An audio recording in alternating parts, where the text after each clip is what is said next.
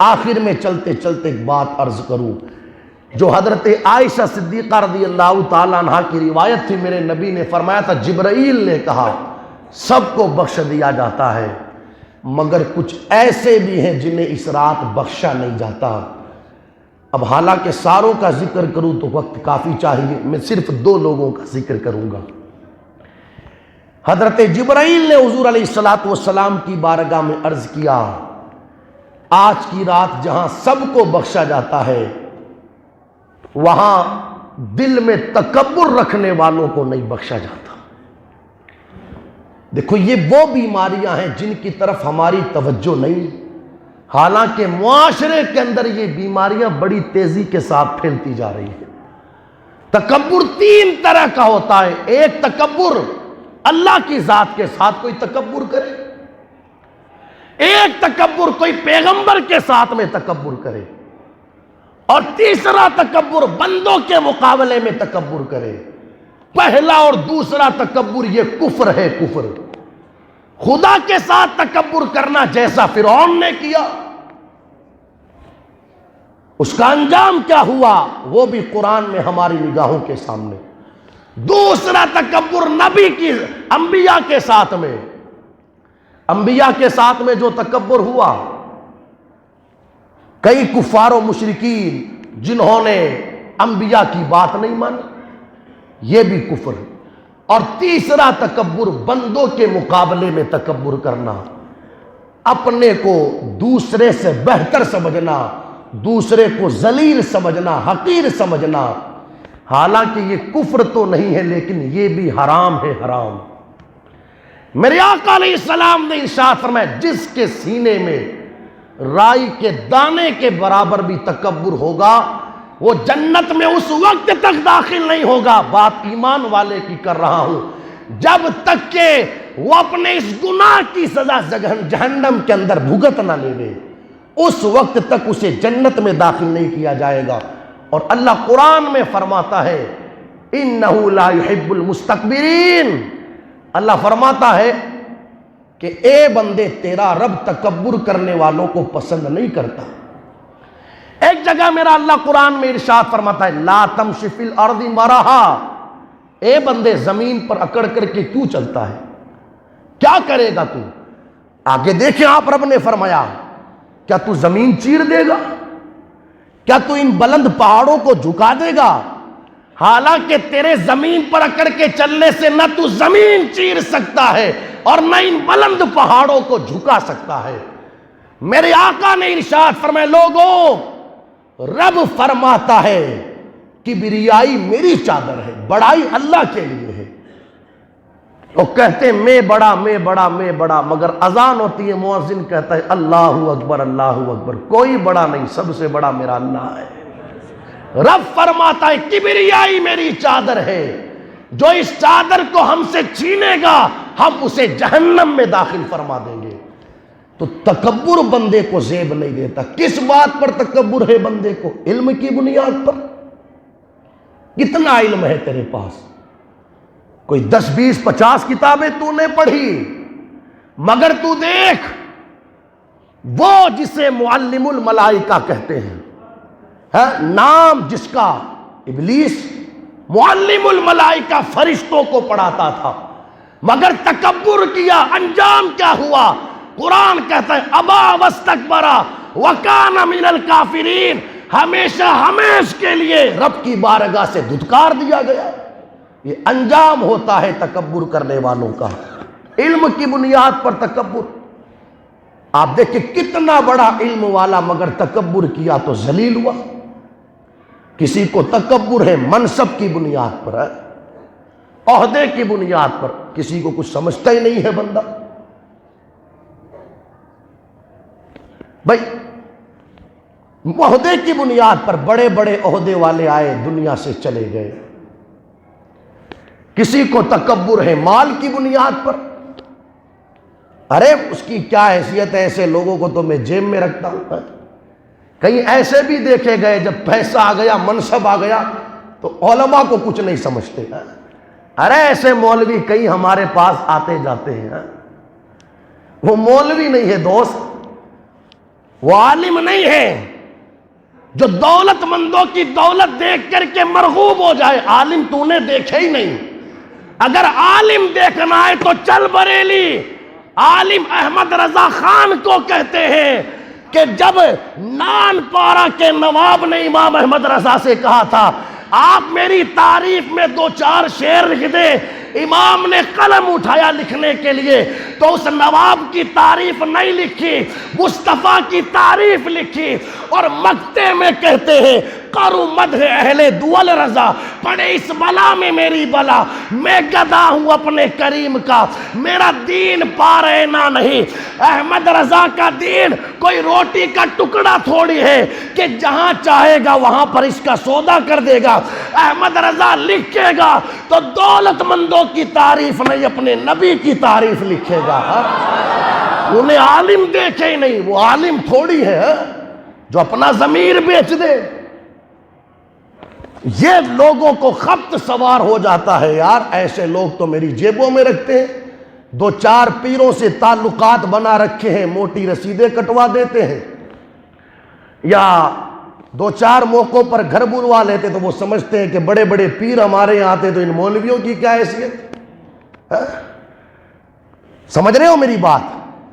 تجھے پتہ ہی نہیں ان مولویوں کی شان کیا ہے, ان کا مقام کیا ہے, ان کا مرتبہ کیا ہے. میرے آقا صلی اللہ تعالی علیہ وسلم نے ارشاد فرمایا, لوگوں عالم اگر زندہ رہے تو بھی تمہارے لیے رحمت, مر کر کے تمہارے قبرستان میں دفن ہو جائے تو بھی تمہارے لیے رحمت.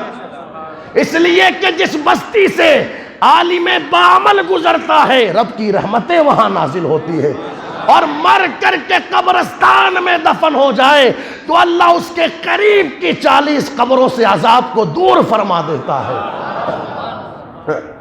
یہ کیفیت لوگوں کی. خدا را تکبر نہ کرے, غرور نہ کرے, گھمنڈ نہ کرے, زیب نہیں دیتا, بلکہ کسی بھی حال میں رہے علماء کی عزت کرے, علماء کے وقار کو سمجھے, ان کے مرتبے کو جانے. کچھ لوگ کہتے کیا کیا ہے ان مولویوں نے, ہم سے پوچھ ہم بتاتے. تو کہتا ہے مولویوں نے کیا کیا, کیا نہیں کیا یہ بتا. تیرے بیٹے کے کان میں اذان اس مولوی نے لگائی, تیرے باپ کا جنازہ اس مولوی نے پڑھایا. اور میں کہتا ہوں مجھ سے پوچھ کیا کیا ان مولویوں نے. اگر مولوی نے تیری اماں اور ابا کا نکاح نہ پڑھایا ہوتا تو تو دنیا میں آیا نہ ہوتا. یہ کیا مولوی نے, تو کہتا ہے کیا کیا مولوی نے, تجھے پتہ ہی نہیں کہ مولوی کی شان کیا ہے. خیر, عزت کرے دولت کی بنیاد پر اور عہدوں کی بنیاد پر کسی عالم کو, کسی مولانا کو حقیر نہ جانے. سمجھ میں آ رہی ہے میری بات؟ انشاءاللہ کبھی زندگی نے وفا کی تو اسی عنوان پر بات ہوگی. تو یہ لوگوں کی کنڈیشن, انسان دولت کی بنیاد پر, منصب کی بنیاد پر تکبر نہ کرے, اس لیے کہ جب مرتا ہے نا بندہ تو سارے منصب اور ساری دولتیں یہیں رہ جاتی ہے. آپ مجھے بتاؤ, جیتے جی تو لوگوں نے کئی ناموں سے پکارا, سیٹھ صاحب, فلاں صاحب, فلاں صاحب, 50 نام رہتے ہیں نا. مرنے کے بعد کیا ہوتا ہے؟ ارے وہ جنازہ تیار ہو گیا کیا؟ یہ ایک نام بچتا ہے بس. میں کہنا چاہتا ہوں وہ کہاں چلے گئے سیٹھ صاحب اور فلاں صاحب اور فلاں صاحب, کہاں چلے گئے؟ ایک ہی نام بچائے, وہ جنازہ. آپ دیکھیں یہ دنیا ہے, ادھر جان نکلی تیرا نام ختم, اب کوئی نام نہیں لیتا. اب تو یہ کہتا ہے جنازہ تیار ہو گیا. کیا جنازہ پڑھ لیا گیا؟ جنازہ پہنچا کہاں؟ کوئی یہ نہیں کہتا کہ فلاں صاحب کہاں تک پہنچے, سب یہ کہتے جنازہ کہاں پہنچا. پھر کہتے جنازہ قبرستان میں دفن کر دیا گیا. آپ دیکھیں یہ دنیاوی نام ہے, یہ دنیاوی نام کہ اللہ اکبر, ادھر جان نکلی اور ادھر نام ختم. یہ دنیا کی حیثیت ہے. اور مال کی کیفیت, مرد کے کفن میں 3 کپڑے اور عورت کے کفن میں 5 کپڑے. جب دیا جاتا ہے مرحومین کو کفن تو جھاڑ کر کے دیکھ لینا, نہ مرد کے کفن میں کوئی جیب ہوتا ہے نہ عورت کے کفن میں کوئی جیب. کئی میتیں دفنائی ہم نے, کیا کسی کفن میں جیب دیکھی؟ جیتے جی تو صدری پر بھی جیب ہے، ہاں کرتے پر بھی جیب ہے، پیجامے میں بھی جیب ہے، کئی ساری جیبیں ہی جیبیں، ہاں یہ کیفیت، مگر مرنے کے بعد کفن میں کوئی جیب نہیں ہوتی۔ سمجھ میں آ رہی ہے میری بات؟ یہ مال کی حیثیت ہے۔ خدا را انسان عاجزی کرے، کیا کرے؟ عاجزی۔ اللہ تبارک و تعالیٰ کو عاجزی بڑی پسند ہے۔ آپ سوچیں حضور علیہ السلام کتنے شان والے، کتنے شان والے، مگر اتنی عظمتیں ہیں میرے نبی کی، اس کے بعد بھی کیفیت کیا ہے؟ عاجزی کی مثال نظر نہیں آتی۔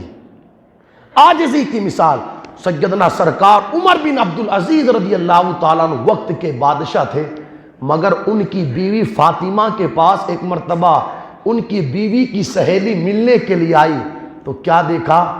وقت کا بادشاہ ہے عمر بن عبدالعزیز رضی اللہ تعالیٰ عنہ، مگر کنڈیشن یہ ہے اپنے گھر کا کام چل رہا تھا تو خود اپنے سر کے اوپر پتھر اٹھا اٹھا کر کے گھر کے کام میں لے کر کے آ رہے تھے۔ یہ عاجزی کی کیفیت ہے۔ اللہ اکبر، یہ انکساری ہے۔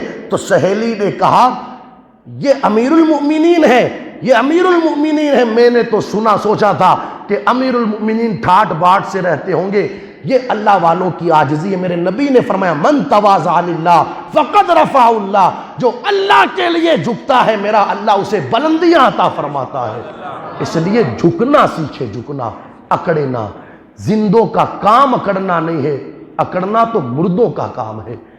ایک آخری بات اور فرمایا اس رات سب کو بخش دیا جاتا ہے، مگر دل میں نفرت رکھنے والوں کو بخشا نہیں جاتا۔ سمجھ رہے؟ نہ رکھیں اپنے دل میں کسی کے لیے نفرت، نہ رکھیں یارو، یہ نفرتیں دنیا ہی میں رہ جائیں گی، چلے جائیں گے لوگ دنیا سے۔ پیار کرنا سیکھے، لوگوں سے پیار، محبتیں بانٹنا سیکھے لوگوں کے درمیان۔ کچھ نہیں رکھا ان نفرتوں میں، کہیں چلے گئے۔ اس لیے نفرت نہ کرے کسی سے۔ اب میں دوسروں سے تو کیا بات، دوسروں کی بات تو کیا کروں، اپنوں سے نفرت، اپنوں کو، بھائی کو بھائی سے نفرت، بہن کو بھائی سے نفرت، رشتہ دار کو رشتہ دار سے نفرت۔ کچھ مناظر ایسے ہوتے ہیں جنہیں دیکھ کر کے دل بہت روتا ہے۔ ایک بھائی کے گھر میں شادی تھی، کیفیت یہ ہے کہ پورا گاؤں کھا کر کے چلا گیا، پورا گاؤں، مگر سگے بھائی کو اس نے نہیں بلوایا۔ کہ یہ منظر دیکھ کر کے دل نہیں روتا؟ پوری برادری کھا کر کے چلی گئی مگر تیرا بھائی ایسے ہی رہ گیا۔ کیا چلا جاتا اگر تو اسے بھی بلوا لیتا؟ اتنی نفرتیں دلوں کے اندر اپنوں کے لیے، اتنی کدورتیں، اتنی عداوتیں۔ دل صاف رکھے، دل صاف۔ جیتے جی ایسے لوگوں کو میرے نبی نے جنت کی بشارتیں دی جن کے دل صاف تھے۔ ہو ہی نہیں سکتا کہ مومن ہو اور اس کے دل میں کسی کے لیے نفرت۔ مت رکھو نفرت، پیار رکھو لوگوں سے، محبتیں رکھو لوگوں کے درمیان۔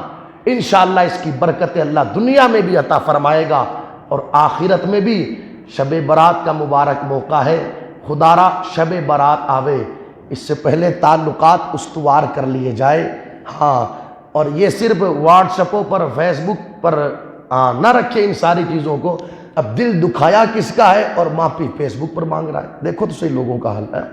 وہ گروپ میں ڈال دیا آج مجھے معاف کر دیا، گروپ والوں کا تو نے دل ہی نہیں دکھایا، دل تو نے اپنی ماں کا دکھایا ہے، معافی اس سے مانگ۔ دل تو نے اپنے باپ کا دکھایا، معافی اس سے مانگ۔ زمین تو نے اپنے بھائی کی دبائی، معافی اس سے مانگ۔